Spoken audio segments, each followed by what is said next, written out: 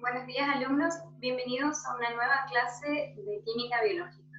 Hoy vamos a dar la unidad número 2 y la unidad número 3. Así que los temas a tratar van a ser aminoácidos y enzimas.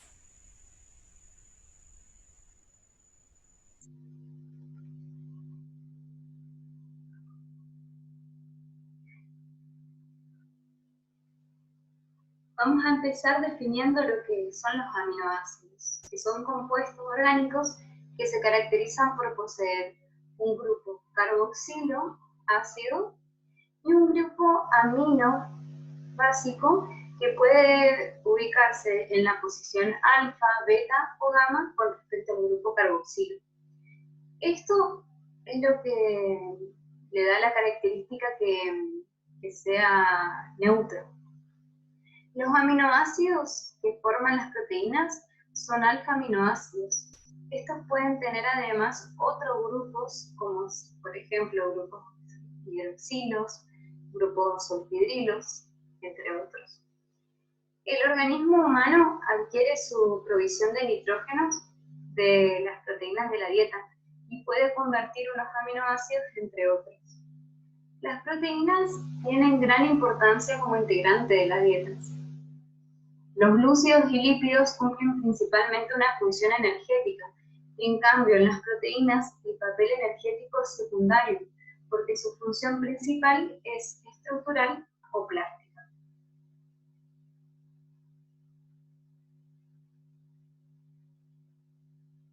De los 20 aminoácidos que forman todas las proteínas, la mitad de ellos no puede ser biosintetizados por el organismo humano y deben incorporarse a través de la dieta.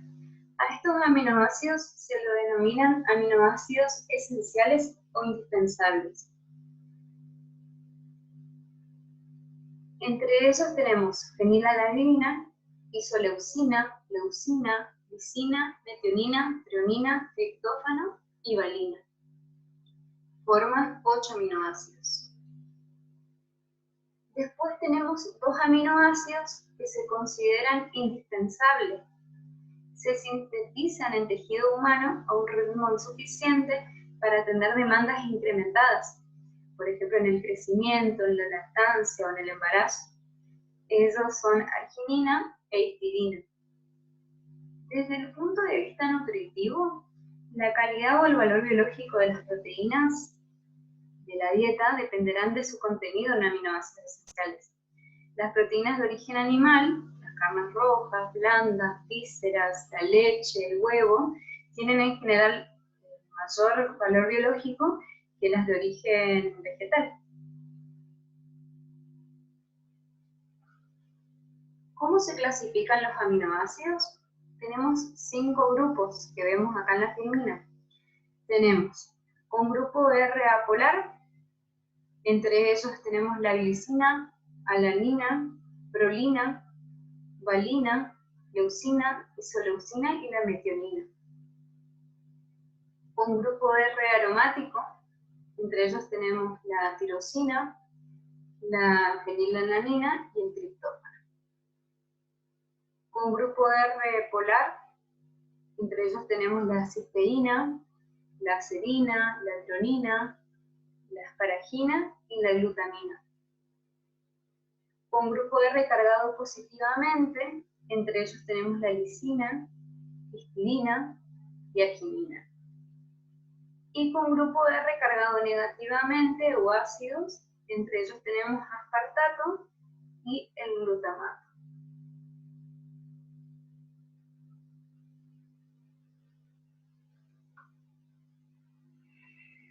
Estereoquímica y propiedades físicas.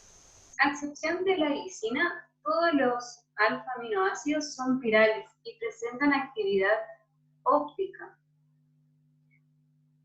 Vemos acá en este carbono, molécula espiral, que tiene actividad óptica. El carbono alfa tiene una configuración absoluta S y una configuración relativa a L. Como estos compuestos poseen un grupo carboxilo ácido y un grupo amino básico, entonces existen como iones bipolares. Y esto explica sus propiedades físicas. es decir, tienen elevados puntos de fusión, tienen momentos bipolares elevados, son sólidos cristalinos incoloros, solubles en agua e insolubles en solventes apolares. El grupo carboxilo se comporta como ácido dador de protones. Y el grupo amino se comporta como base, es decir, acepta protones.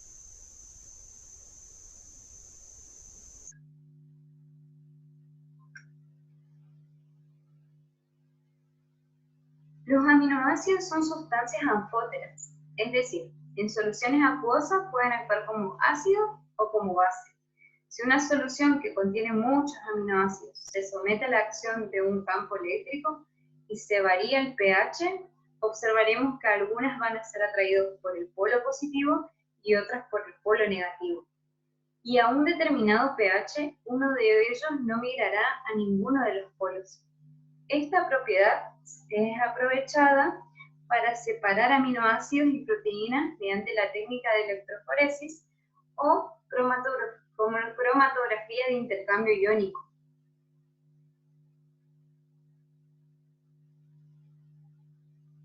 En medio ácido, vamos a ver en pH ácido que se neutraliza, por eso ya no hay carga negativa. En pH básico migra al polo positivo. Se dice que de esta forma en pH ácido es forma catiónica y en pH básico es la forma aniónica.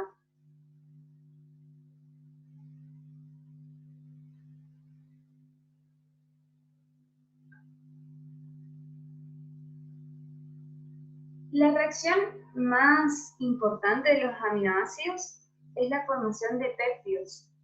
Los grupos carboxilos de unos aminoácidos reaccionan con los grupos aminos de otros aminoácidos formando uniones peptídicas por condensación. A cada unidad de un péptido se denomina residuo. Un polipéptido contiene muchos residuos y una masa molecular inferior a los 10.000. Por encima de este valor se considera una proteína. Cuando son 3 aminoácidos se lo denomina tripéptido. Como vemos acá en la imagen, tenemos 2 aminoácidos, hay una condensación y se genera un dipéptido. De 3 a 10 aminoácidos se considera oligopéptido. Los péptidos se representan generalmente ubicando el grupo amino libre hacia la izquierda. Y a este extremo se lo denomina extremo N o término N. Y al grupo carboxilo ubicado hacia la derecha. Y a este extremo se le llama extremo C o término C.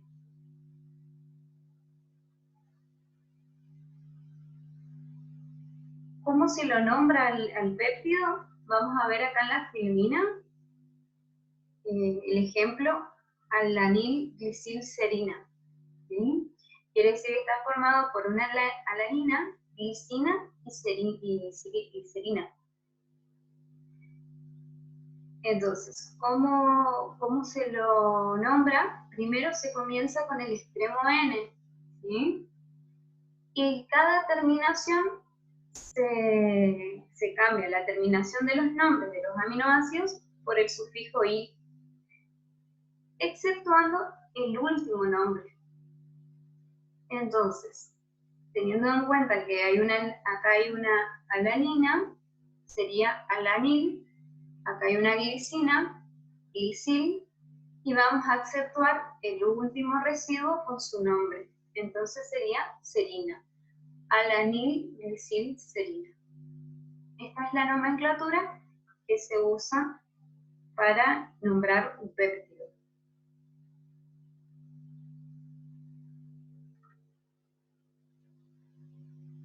¿Cómo se clasifican las proteínas? Se clasifican según su composición química, según su forma y según su función. Según su composición química, la vamos a clasificar en simples y en conjugadas. Las proteínas simples son aquellas que cuando se hidrolizan, es decir, se rompen, producen solamente aminoácidos, por ejemplo la insulina. Y las proteínas conjugadas están compuestas por una cadena peptídica y algún otro tipo de molécula que puede ser un azúcar, un lípido, ¿sí? U otro tipo de molécula. Por ejemplo, tenemos acá la clase, el grupo prostético y el ejemplo. Las gamma-globulinas son de la clase de glucoproteínas y el grupo prostético es el carbohidrato. El ribosoma es de la clase de nucleoproteínas y su grupo prostético es el ácido nucleico. La clase de lipoproteínas, junto con su grupo prostético de grasa o colesterol, nos va a dar las HDL y las LDL. Otro ejemplo sería la hemoglobina, que más adelante la vamos a profundizar un poco más. Es de la clase de metaloproteínas y el grupo prostético es un metal acomplejado.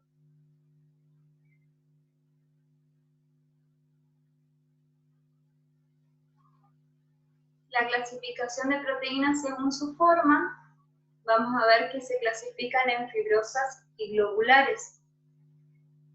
Las proteínas fibrosas, la cadena de polipéptidos se ordena paralelamente.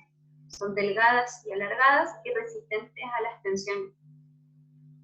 La mayoría de estas proteínas son insolubles en agua y cumplen una función estructural.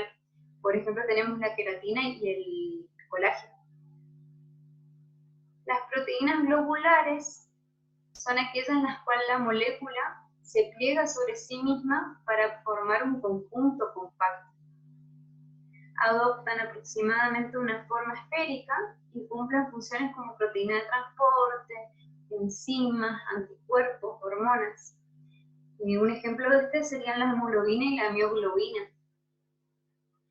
Después tenemos la clasificación según su función. En enzimas pueden ser proteínas de transporte, proteínas reguladoras.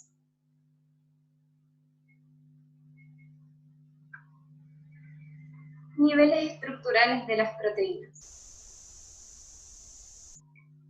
Los niveles estructurales de las proteínas son 4. Estructura primaria, secundaria, terciaria y cuaternaria. La primaria se debe a todas las uniones covalentes que presenta una molécula de proteína. Esto incluye a los aminoácidos y a los puentes disulfuros que vemos acá. Todas las propiedades de una proteína están determinadas directa o indirectamente por esta estructura.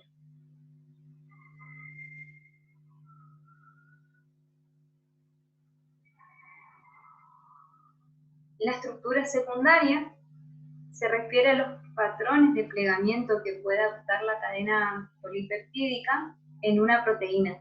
Solo 2 estructuras secundarias son estables, y ellas son la estructura hélice alfa y estructura de hoja beta. La estructura secundaria en hélice alfa, en esta estructura la cadena polipeptídica está enrosada en torno a un eje imaginario, como si envolviera un cilindro que vemos acá en la filmina. Este cilindro gira en sentido a las agujas del reloj, es decir, que es dextrógiro. Forma una estructura helicoidal. Cada vuelta del ciclo incluye 3,6 aminoácidos. Los grupos R sobresalen de la estructura. La misma se estabiliza mediante puentes de hidrógeno que se establecen entre un hidrógeno unido a un nitrógeno de una unión peptídica y a un oxígeno de un grupo carbonilo, del cuarto residuo del lado amino terminal. Eso es lo que le da la estabilidad.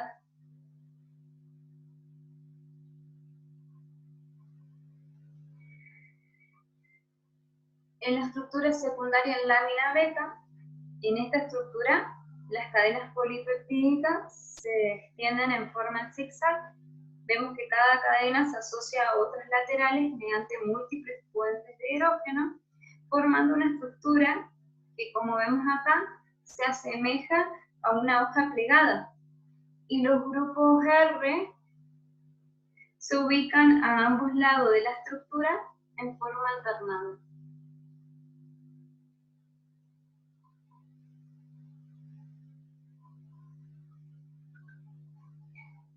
La estructura terciaria, una proteína puede tener la misma estructura secundaria a lo largo de toda su cadena polipeptídica, como ser el caso de las proteínas fibrosas. O puede tener un tramo con una estructura secundaria y otro tramo con otra estructura secundaria, como en el caso de las proteínas globulares, que además tienen algunos tramos sin estructura secundaria. Y esto se lo llama enrollamiento o espiral al azar, que es donde la cadena polipeptídica se dobla. La estructura terciaria se refiere más que nada a la conformación tridimensional completa de una proteína.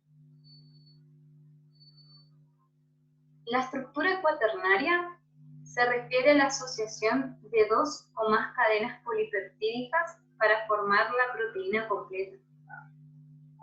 Por ejemplo, la hemoglobina. En la hemoglobina, vamos a ver acá, que está formada por dos alfa y globulinas de 2 y 2 betas, por alfa globulina y 2 beta globulinas. Y el grupo hemínico con un complejo que tiene hierro. ¿Qué pasa con la hemoglobina? Es una proteína esférica de estructura cuaternaria. Está compuesta por 4 subunidades y cada subunidad tiene un grupo prostético hemo con capacidad para captar el oxígeno. Y esta proteína es la encargada de transportar el oxígeno en la sangre desde los pulmones hacia los tejidos, así como el dióxido de carbono y los hidrogeniones en dirección opuesta. Vemos en esta imagen los 4 niveles estructurales de la hemoglobina. Tenemos estructura primaria, con la secuencia de los aminoácidos, una estructura secundaria en hélice, una estructura terciaria con un péptido individual doblado y una estructura cuaternaria.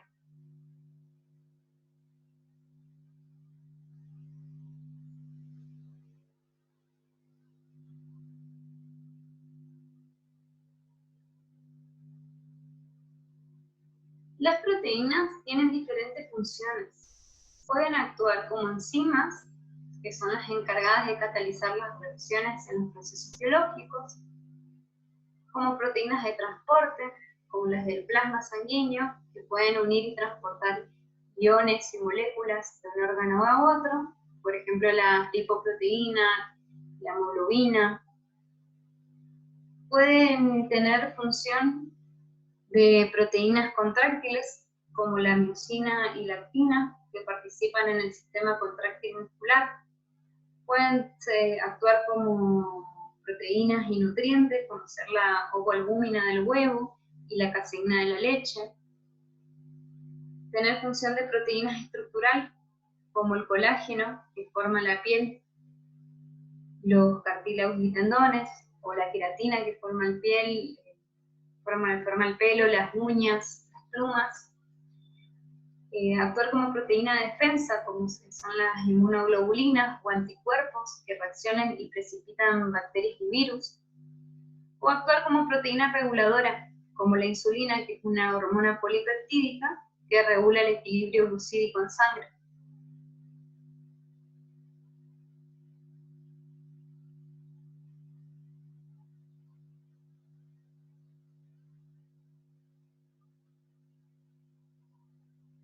La relación entre la estructura y la función biológica, bien, hasta ahora vimos la estructura y vimos las funciones de los aminoácidos y de las proteínas. Dependiendo de la secuencia concreta de sus aminoácidos, cada cadena polipeptídica tiene una composición química específica, un peso molecular específico, una forma tridimensional específica, lo que explica algunos principios básicos sobre su estructura y la relación entre estructura y función.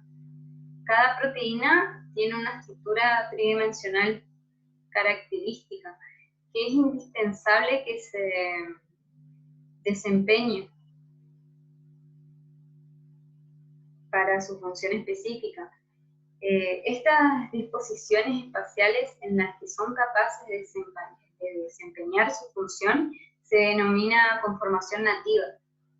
La pérdida de esta estructura tridimensional conlleva la pérdida de su función, y a esto se denomina la desnaturalización.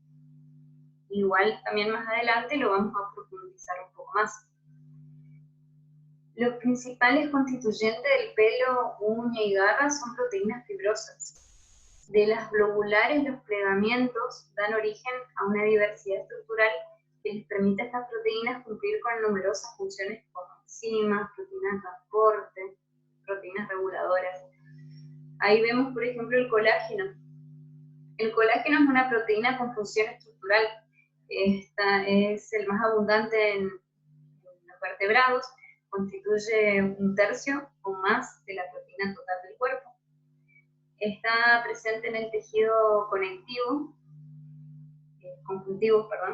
de los huesos, los dientes, cartílagos. Esta proteína es difícil de digerir por encima del tracto gastrointestinal. Hay varios tipos de colágeno. Tenemos el tipo 1, que es el más abundante, y sus moléculas forman fibras de gran resistencia. Y el tipo 4, que se encuentra en la lámina basal del tejido epitelial, donde forma estructuras reticulosas. Después tenemos la alfa-queratina, que es una proteína insoluble de los animales, derivada de las células del ectodermo, es decir, de la piel. La podemos encontrar en plumas, pezuñas. La fibroína, que la podemos encontrar en seda de los capullos y en la telaraña.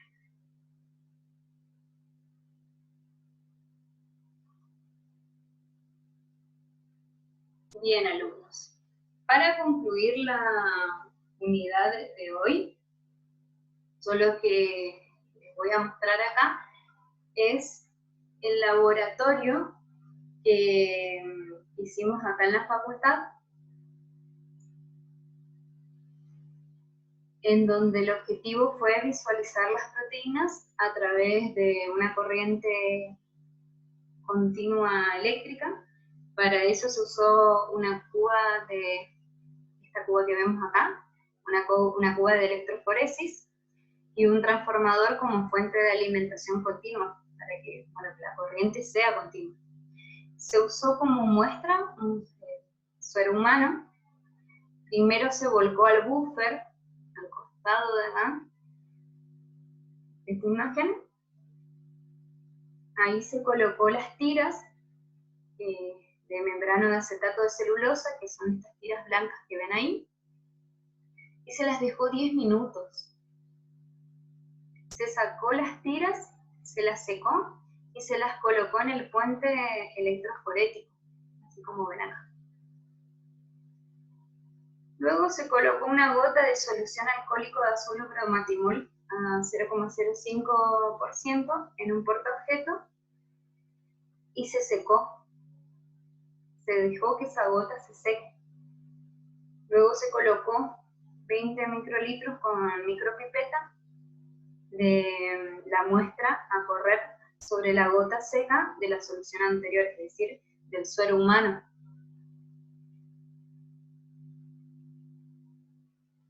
Se volvió a colocar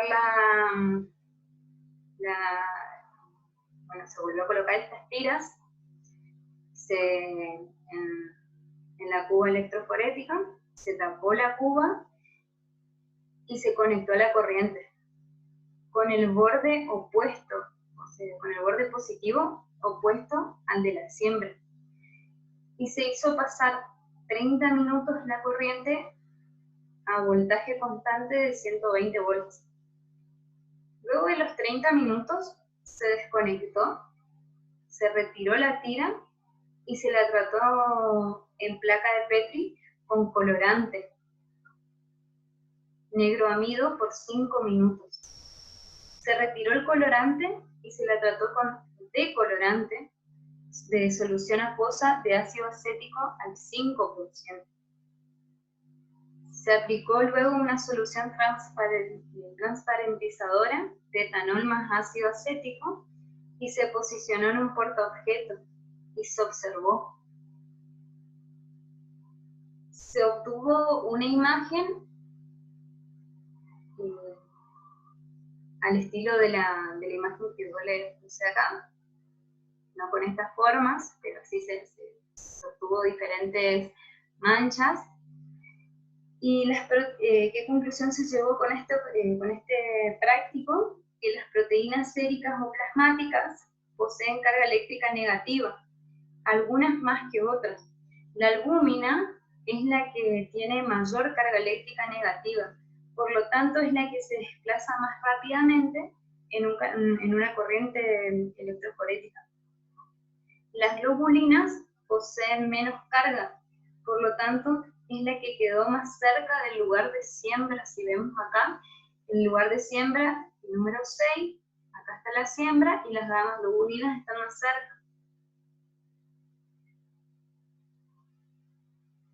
Bien, con esto concluimos lo que es la unidad número 2 y pasamos a lo que es la unidad número 3, que es la de enzimas.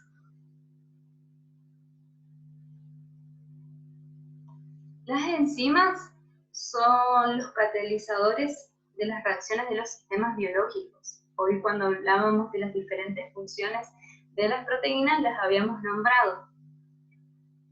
Poseen un elevado grado de especificidad respecto a sus sustratos, aceleran tremendamente las reacciones y funcionan en soluciones acuosas en condiciones suaves de temperatura y de pH.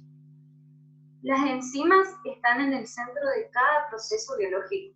Actuando en secuencias organizadas, catalizan cientos de reacciones consecutivas mediante las que degradan nutrientes, se conserva y transforma la energía química y se fabrican macromoléculas biológicas a partir de precursores sencillos.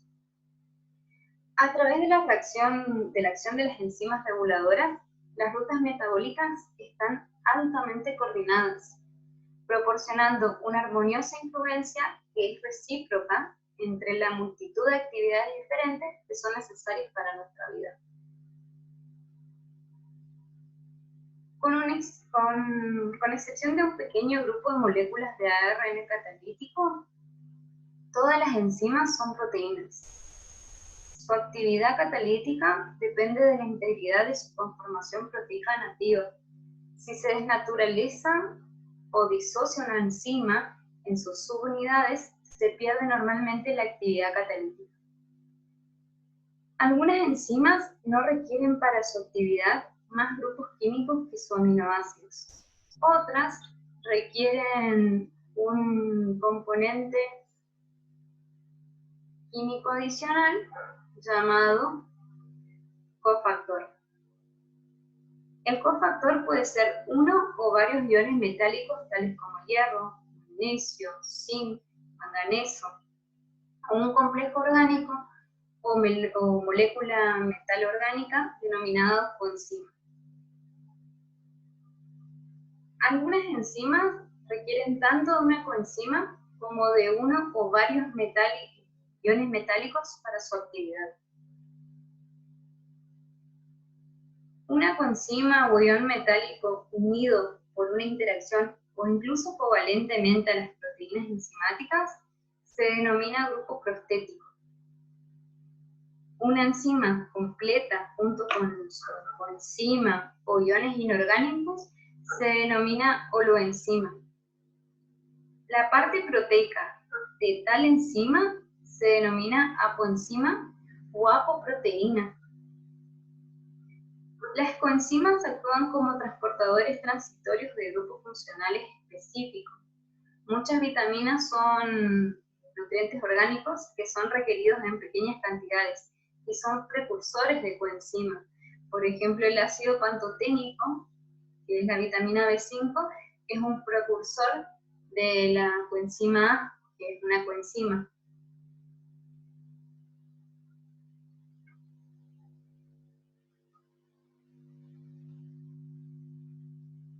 ¿Cómo se clasifican las enzimas? Bien, las enzimas se clasifican según la reacción que catalizan. Muchas enzimas se han bautizado añadiendo el sufijo asa al sustrato o a una palabra o frase que describe su actividad. Así, por ejemplo, la ureasa cataliza la hidrólisis de la urea. Otra, como la tripsina, tiene el nombre que no se refiere a sus sustratos o reacciones. A veces la misma enzima tiene dos o más nombres o dos diferentes enzimas tienen el mismo nombre. Debido a tales ambigüedades y al número creciente de enzimas descubiertas, se ha adoptado por un acuerdo internacional un sistema de nomenclatura y clasificación de las enzimas. Este sistema distribuye a las enzimas en 6 clases principales, cada una de ellas con diferentes subclases según el tipo de reacción que cataliza. A cada enzima se le asigna un número clasificatorio de 4 dígitos y un nombre sistemático que identifica la reacción catalizada. Vemos ahí en la filmina que tenemos el número 1, una oxidorreductasa, que hace transferencia de electrones, iones de hidruro o átomos de hidrógeno. El número 2, que es una transferasa, reacciones de transferencia de grupos. El número 3, que es una hidrolasa, el tipo de reacción que cataliza es reacciones de hidrólisis, transferencia de grupos funcionales al agua. El número 4 es una liasa, adición de grupos dobles enlaces o formación de dobles enlaces por eliminación de grupos. El número 5 es una isomerasa y el tipo de reacción que cataliza es la transferencia de grupos dentro de moléculas dando formas isoméricas. Y el número 6 es una ligasa y el tipo de reacción que cataliza es la formación de enlaces carbono-carbono, carbono-azufre, carbono-oxígeno, carbono-nitrógeno, mediante reacciones de condensación acopladas a la rotura de ATP.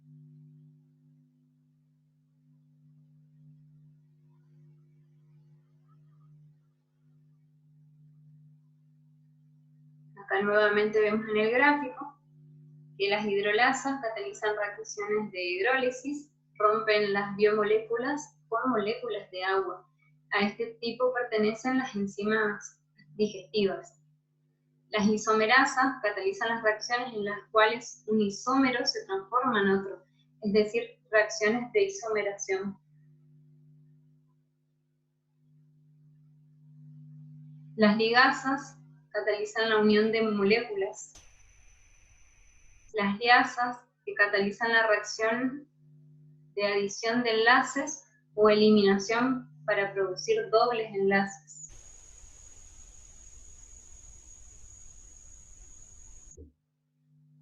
Oxidorreductasas, que catalizan las reacciones de oxidorreducción, facilitan la transferencia de electrones de una molécula a otra. Uno de los ejemplos sería la glucosa oxidasa, cataliza la oxidación de glucosa a ácido glucónico. Las transferasas catalizan la transferencia de un grupo de una sustancia a otro. Por ejemplo, la transmetilasa es una enzima que cataliza la transferencia de un grupo metilo de una molécula a otra. En las oxidorreductasas me gustaría también agregar que, bueno, que cuando el donante es un hidrógeno o un hidrógeno, las enzimas son designadas con el nombre del sustrato antepuesto. Por ejemplo, tenemos la de deshidrogenasa cuando es un hidrógeno, reductasa cuando es inverso, oxidasa cuando el aceptor de hidrógeno es el oxígeno, oxigenasa cuando la molécula de oxígeno es incorporada al sustrato, y peroxidasas cuando utilizan peróxido de hidrógeno como aceptor de hidrógeno.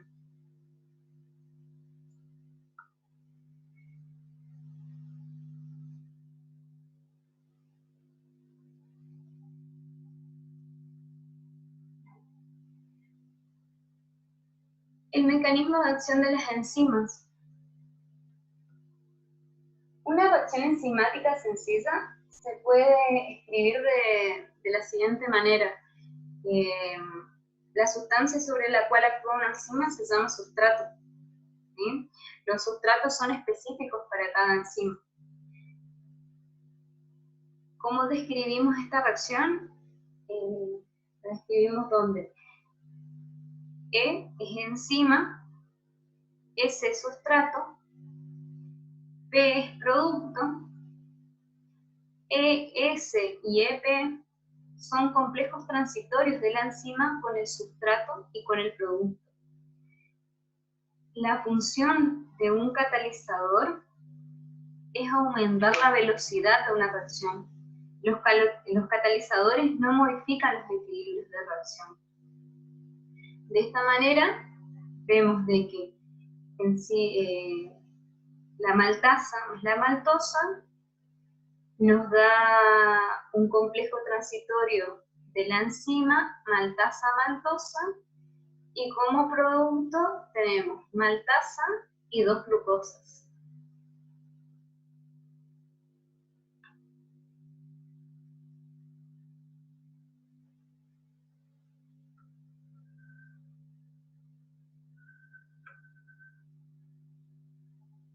Una reacción donde el sustrato se convierte en producto puede describirse mediante un diagrama de la coordenada de reacción que vemos acá en la filmina.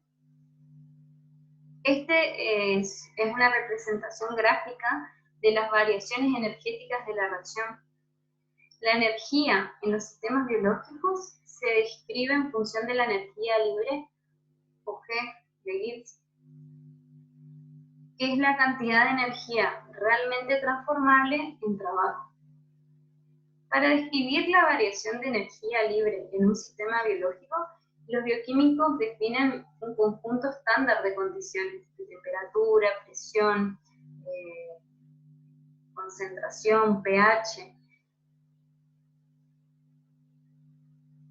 La trayectoria de sustrato, la trayectoria del sustrato a producto transcurre de manera prácticamente invariable a través de una barrera energética que debe ser superada para que tenga lugar a la reacción. La rotura y formación de enlaces implica una distorsión de los enlaces existentes, lo que genera un estado de transición. Este estado de transición genera mayor energía libre que el sustrato y el producto. El punto más alto en un diagrama de coordenadas de reacción representa el estado de transición. La diferencia entre los niveles de energía del estado basal del sustrato y el estado de transición,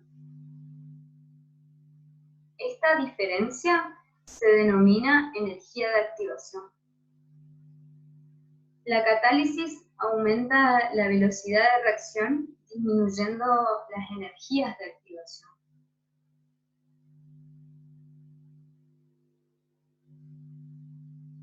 Entonces, de esta manera se entiende por energía activación al valor de la energía que es necesario aplicar en forma de calor, electricidad o radiación para que dos moléculas determinadas colisionen y se produzca una reacción química entre ellas.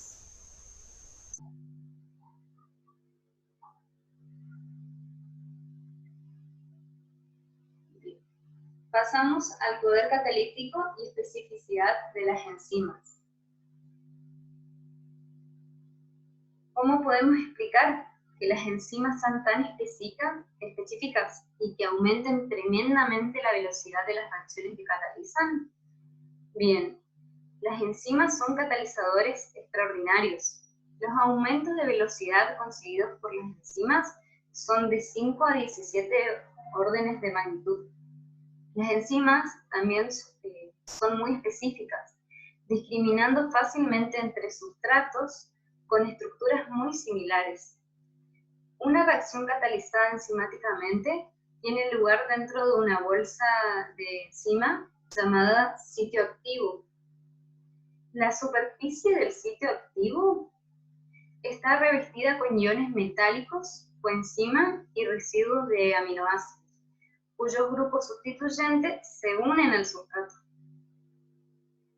Si el sitio activo de una enzima tiene grupos funcionales ordenados de manera óptima para formar una serie de interacciones débiles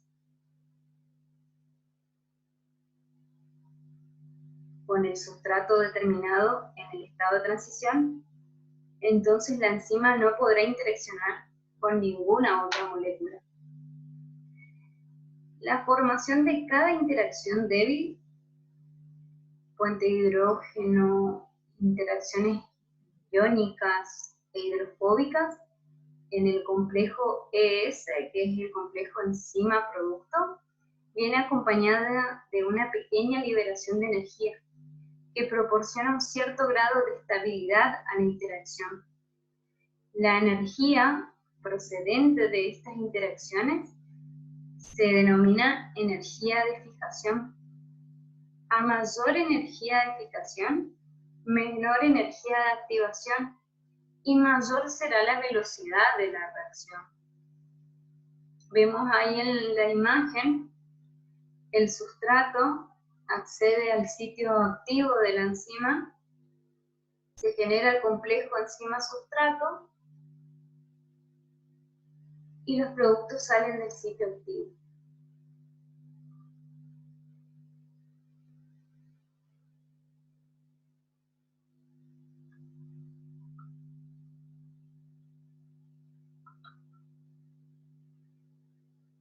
Hay diferentes tipos de catálisis, es decir, una vez unido el sustrato a la enzima, grupos funcionales catalíticos situados adecuadamente ayudan a la ruptura o formación de un enlace mediante diversos mecanismos, entre los que se encuentra la catálisis de ácido-base general, la catálisis covalente y la catálisis por iones metálicos.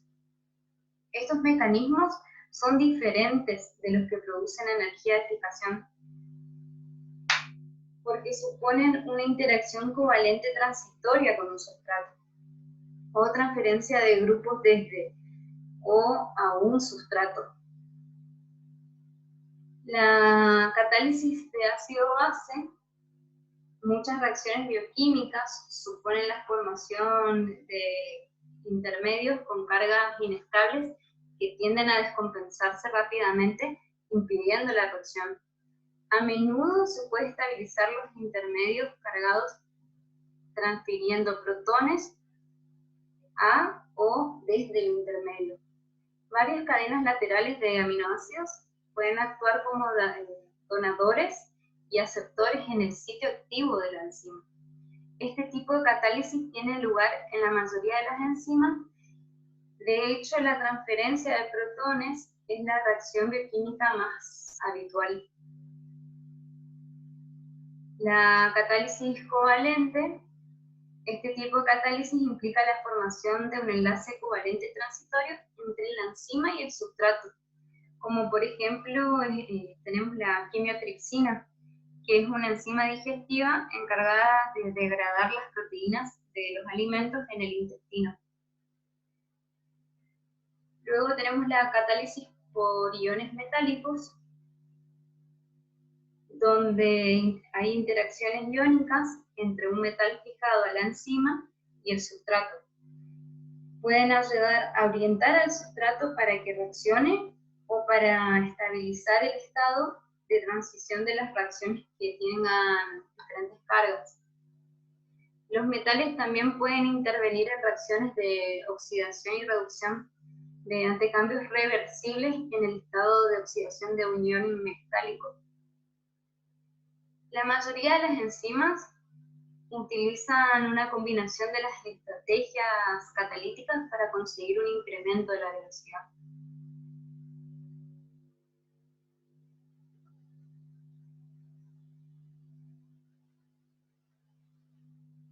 Para estudiar el mecanismo de una reacción catalizada por una enzima, se analiza cómo varía la velocidad cuando se modifican los parámetros experimentales.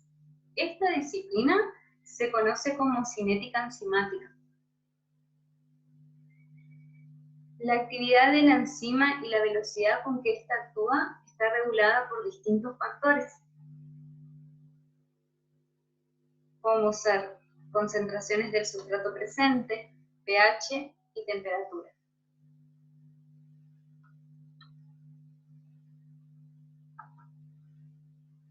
Entonces, como había dicho hoy, uno de los factores claves que afecta la velocidad de una reacción catalizada por una enzima es la concentración del sustrato presente. Pero la concentración del sustrato cambia en el transcurso de la reacción a medida que el sustrato se convierte en producto. Una aproximación simplificadora es medir la velocidad inicial. Cuando la concentración del sustrato es muy superior a la concentración de la enzima y la variación del sustrato se considera despreciable. La figura muestra el efecto de la variación de la concentración sobre la velocidad inicial, cuando se mantiene constante la concentración de la enzima. A concentraciones bajas, la velocidad inicial aumenta linealmente. A mayores concentraciones del sustrato, la velocidad inicial aumenta cada vez menos hasta que finalmente alcanza lo que es un punto más allá del cual se dan incrementos que son pequeñísimos de velocidad inicial. Esta meseta se denomina velocidad máxima. Esta curva hiperbólica se obtiene cuando se determina la actividad enzimática de la mayoría de las enzimas, excepto de las enzimas reguladoras. A partir de este compartimiento, Michaels y Menten, en 1913, postularon que la enzima se combina, en primer lugar, de forma reversible con su sustrato, formando un complejo enzima-sustrato, en un paso que es rápido. En un segundo paso, el complejo enzima-sustrato se descompone lentamente, dando la enzima libre y el producto. Y es un paso limitante. ¿Recuerdan que hoy cuando vimos el ejemplo acá de la maltasa maltosa, dio como producto 2 glucosas y la enzima la maltasa? Entonces en este paso es donde considerarían que se descompone lentamente dando esta enzima libre y este producto.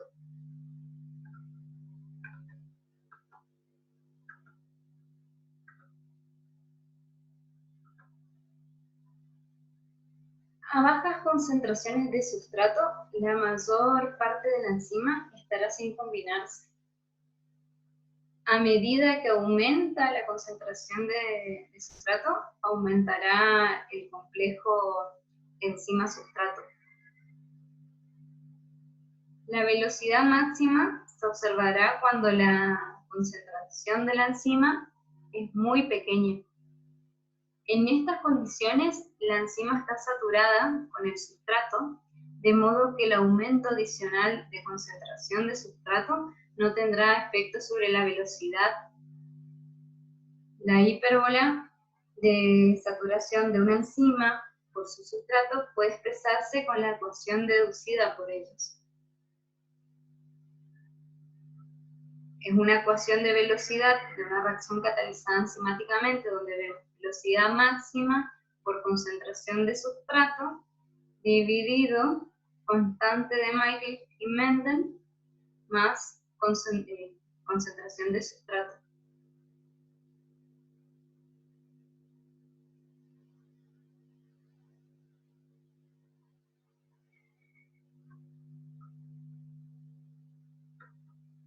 El segundo efecto es el del pH. Las enzimas tienen un pH óptimo o un intervalo de pH en el que su actividad es máxima. A valores superiores o inferiores de pH, la actividad disminuye. Esto no sorprende, dado que algunas cadenas laterales de residuos de aminoácidos pueden actuar como ácidos o bases débiles, desarrollando funciones críticas en el sitio activo, y depende para esto de su grado de ionización. Por otra parte, también, las cadenas laterales ionizadas juegan un papel importante en la estructura de una proteína, manteniendo la conformación tridimensional. pH extremos provocan desnaturalización de la molécula enzimática, con la consiguiente inactivación.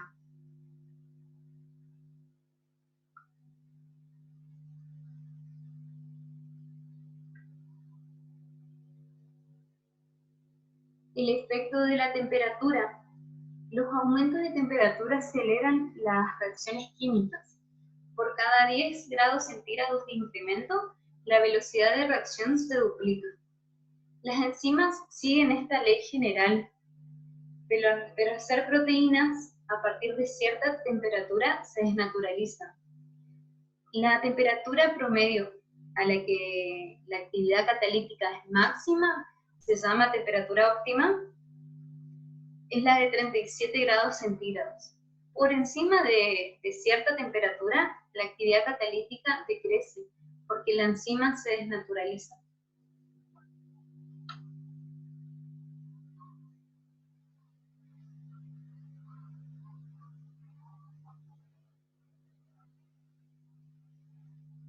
Y nombramos mucho esto de la desnaturalización proteica, pero les voy a profundizar un poquito. Por desnaturalización proteica se entiende cualquier modificación de la conformación, terciario o cuaternario, que no vaya acompañada de la ruptura del enlace peptídico. Los efectos de la desnaturalización proteica son los siguientes: descenso de la solubilidad a consecuencia de la desenmarcación de los grupos hidrófobos, la modificación de la capacidad de fijación del agua, pérdida de la actividad biológica, incremento en la susceptibilidad al ataque por las proteasas, incremento de la viscosidad intrínseca, incapacidad de catalizar una reacción. La desnaturalización proteica tiene diferentes agentes. Hay diferentes agentes desnaturalizantes que pueden ser físicos o químicos. Dentro de los agentes físicos tenemos el calor. El calentamiento es el más común. La velocidad del proceso de desnaturalización depende de la temperatura. La susceptibilidad de las proteínas a la desnaturalización por el calor depende mucho de factores como la naturaleza de la proteína, la concentración de la proteína, la actividad del agua, el pH, la fuerza iónica y las naturalezas de los iones presentes.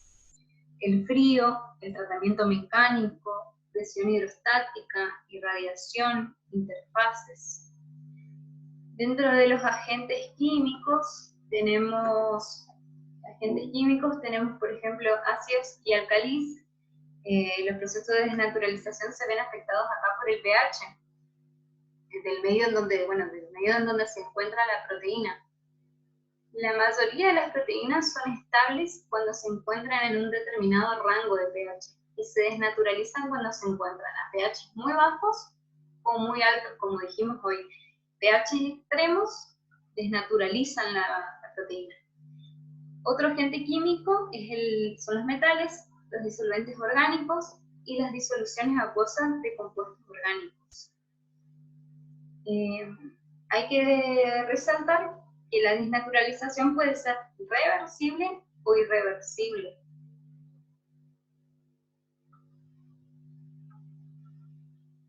También las proteínas pueden coagularse. Cuando hablamos de coagulación de las proteínas, por ejemplo, para poder precipitar las proteínas de la leche, especialmente la caseína, es necesario provocar su coagulación. Y antes de seguir con esto de la coagulación, porque nombro la caseína, aprovecho a hablar sobre ello. La caseína es una proteína que generalmente la conocemos como la proteína de la leche, porque está en el 80% de la leche, es una fosfoproteína, en verdad, para hablar más completo. Sus grupos fosfatos están sólidamente unidos. Esta proteína contiene también calcio, dando origen al complejo calcio-proteína. Este confiere a la proteína una estabilidad especial, de esta forma que no se coagula por la cocción. La proteína lleva incorporado también azufre y oxígeno. La partícula de caseína, o micelas de caseína, carece de homogeneidad, ya que constan más bien de varios componentes o fracciones, como ser alfa-caseína, beta-caseína, kappa-caseína y gamma-caseína, y la gamma-caseína son fragmentos de caseína beta producidos por proteólisis.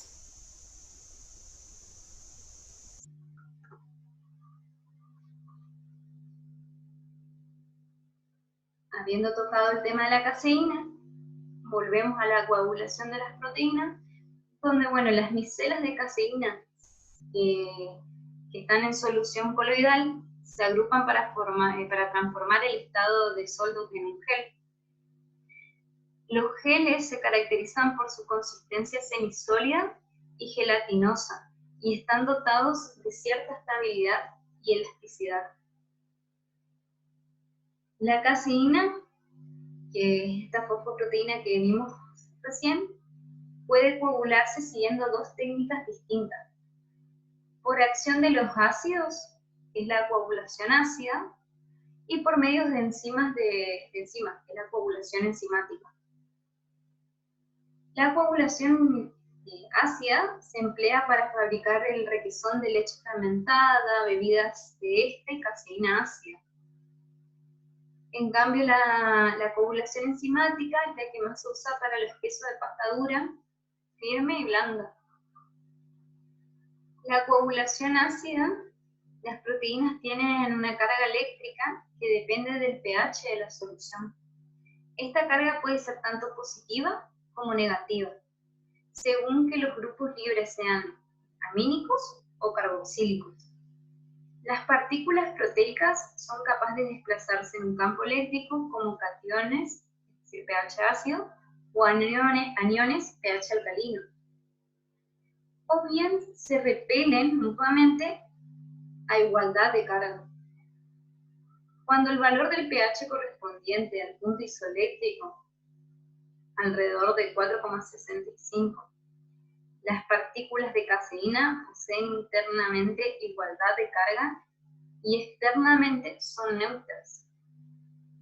El complejo formado, acá que vemos acá, el complejo formado por calcio y la caseína, se transforma en caseína ácida, que precipita. Cuando la reacción correspondiente al punto isoeléctrico y los iones de calcio quedan libres y se combinan con el ácido láctico para formar lactato cálcico o lactato con sales del ácido láctico. Este proceso es reversible, es decir, la caseína ácida puede solubilizarse añadiendo ácido más allá del punto isoeléctrico. La coagulación en sí se realiza con lentitud. La caseína ácida está libre de calcio y por eso no puede compararse con el paracaseinato cálcico originado en la coagulación enzimática. Ahora, en la coagulación enzimática, la caseína consta de varias fracciones que forman un complejo con el calcio en su conjunto y constituyen las llamadas micelas de caseína que las nombramos hoy. La coagulación enzimática se produce en dos fases, la fase enzimática primaria y la fase de coagulación secundaria. En la fase enzimática, el coloide protector, representado por la caseína kappa, disocia las glucomacropéptidos, por lo que desaparece la capa hidratada y cesa la protección. Y en la fase secundaria se forman puentes salinos entre las micelas de caseína sensibles al calcio, produciéndose rápidamente la coagulación. Quiere decir que este tipo de coagulación es rápida, mientras que la coagulación ácida es lenta. La coagulación ácida es reversible, la coagulación enzimática es irreversible. En la coagulación ácida, los iones de calcio quedan libres, mientras que en la coagulación enzimática, los iones de calcio quedan unidos a micela.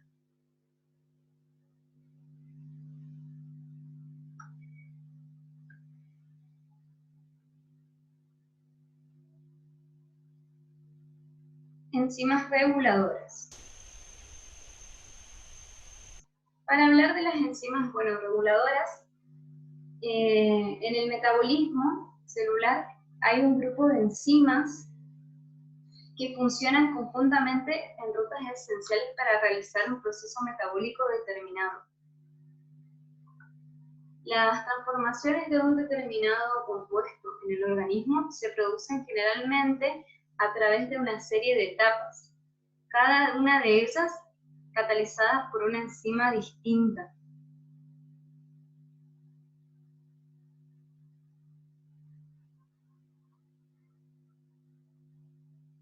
En cada proceso hay al menos una enzima que cataliza la reacción más lenta, es decir, fija la velocidad del proceso.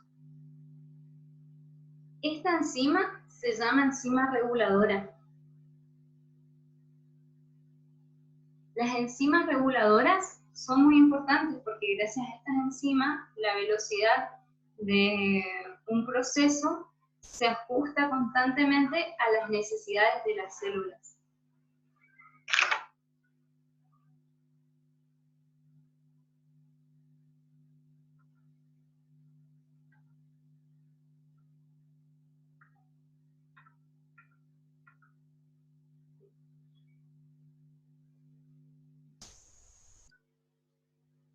Luego tenemos dos clases principales de enzimas reguladoras, que son las enzimas alostéricas y las enzimas reguladas por modificaciones covalentes. Las enzimas alostéricas funcionan a través de la unión no covalente. Es reversible y es la unión no covalente de compuestos reguladores denominados moduladores alostéricos.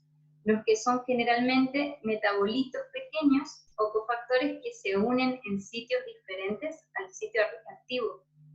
La enzima es estimulada muchas veces por un exceso del sustrato u otras por compuestos que se acumulan en el medio.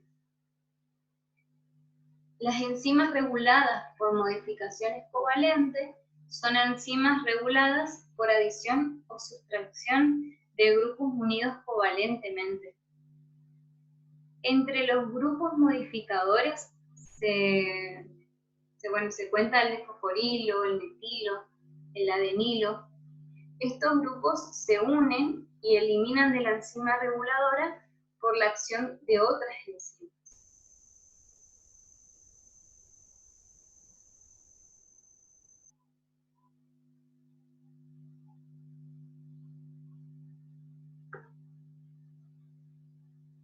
Para concluir esta unidad,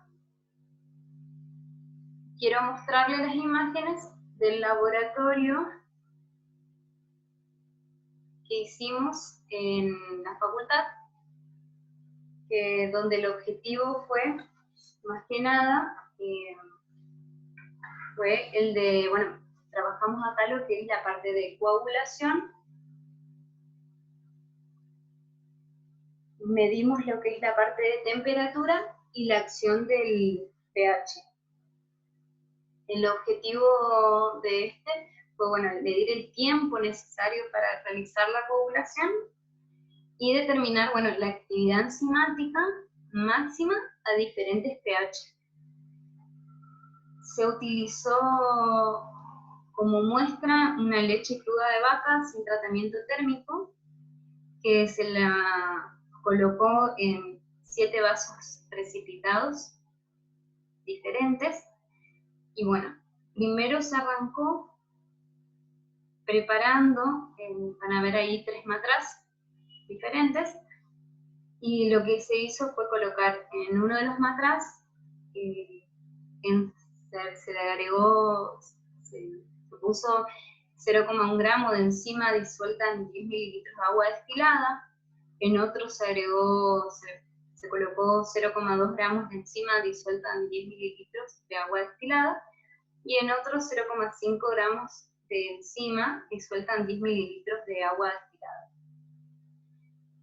Lo que se hizo fue, se mezcló al mismo tiempo los 3 vasos que tenían la leche de vaca al mismo tiempo con las enzimas. Y se las llevó a incubar en esta estufa que ven ahí a 40 grados centígrados.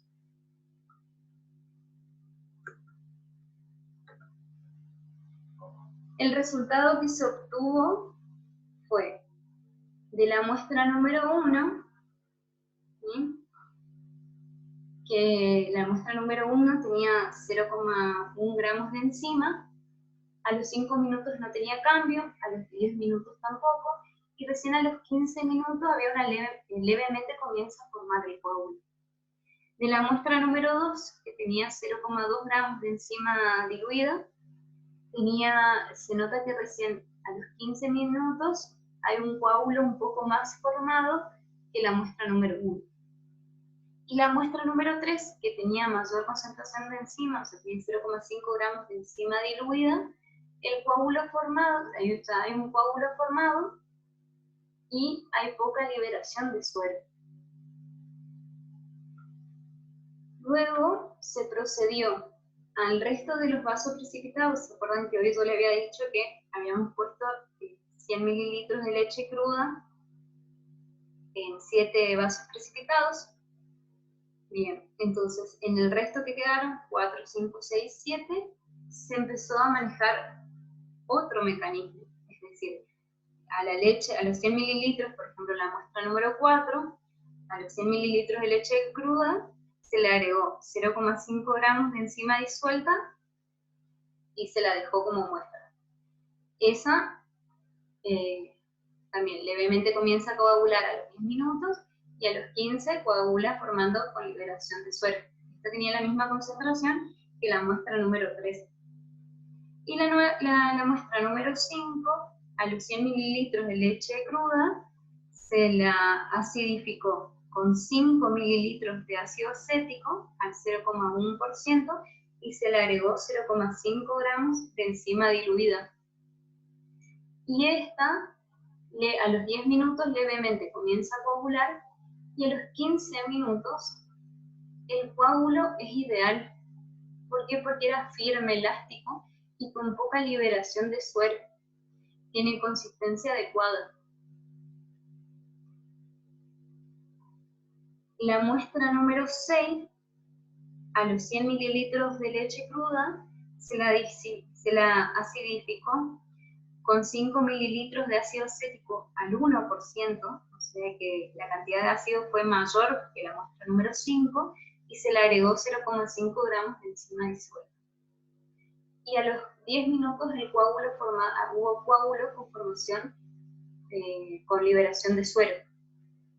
Y en la muestra número 7, a los 100 mililitros de leche cruda, se la acidificó con 5 mililitros de ácido acético al 3%, es decir, con mayor cantidad de ácido que la muestra número 6 y la muestra número 5. Y se le agregó la misma cantidad de enzima, 0,5 gramos de enzima disuelta en 10 mililitros. Y a los 5 minutos, el coágulo completamente deshecho, con mucho suero. ¿Qué concluimos nosotros de estos laboratorios? La conclusión a la que se llegó fue, bueno, en el primer gráfico que vemos acá, en la primera parte de la experiencia, pudo comprobarse que a mayor concentración de enzima, menor será el tiempo de coagulación, demostrando que la eficiencia máxima se logra con 0,5 gramos de enzima, que es lo que tenía la muestra número 5. Y en la segunda experiencia se observó que la enzima cuajo actúa mejor a pH cercano al de la leche, y que cuando mayor es la acidez, pudo observarse que la leche se corta y el coágulo formado no representa las características óptimas. En esta experiencia se demostró que el pH en el que actúan las enzimas no es casual, debido a que el comportamiento de las enzimas cuajo demuestra que su actividad máxima se presenta a pH cercano al de la leche, que es 6,6, 6,8, comprobando de esta manera que las enzimas actúan mejor a pH cercano al de las sustancias que van a catalizar, que bueno, que es el de la muestra número 5 que vemos acá. Bueno, con esto concluimos lo que es la unidad número 2 y la unidad número 3.